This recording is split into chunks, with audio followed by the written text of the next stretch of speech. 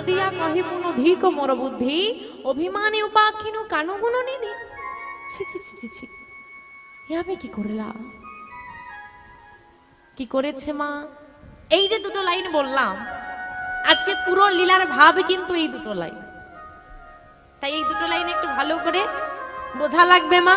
বলছে কাঁদিয়া কহে পুন, কাঁদিয়া মানে কাঁদছে, কহে মানে বলছে, পুন মানে বারবার, একই কথার পুনরাবৃত্তি।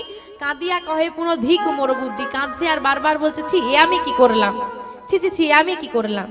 কাঁদিয়া কহে পুন ধিক মোর বুদ্ধি, অভিমানে, অভিমান মানে আমা অভিমান মানে কি গো, মান, মান করেছে।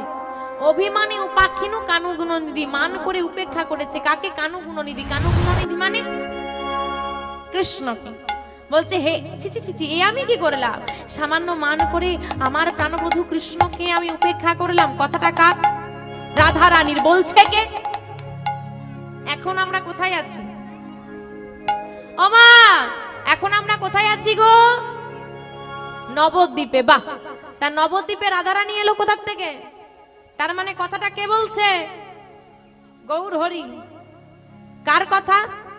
রাধা রানীর কথা বলছে গৌর হরি। তার মানে আজকে গৌর হরির মাঝে কার ভাব এসেছে? রাধা রানীর ভাব। কারণ গৌর হরি একা নয়, দুজন মিলে গৌর হরির দেহটা তৈরি। কে কে?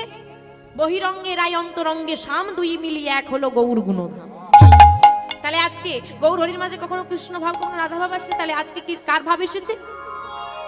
রাধা রানীর ভাব এসেছে।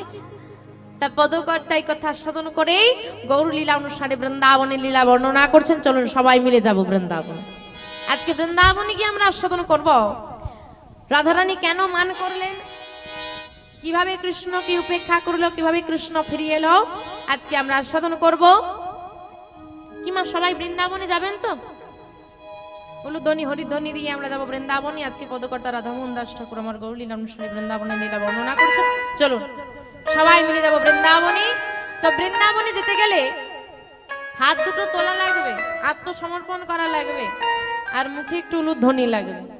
দেখি সবাই মিলে একটু উলুধ্বনি, উলুধ্বনি, উলুধ্বনি, উলুধ্বনি, উলুধ্বনি। কৃষ্ণ বলে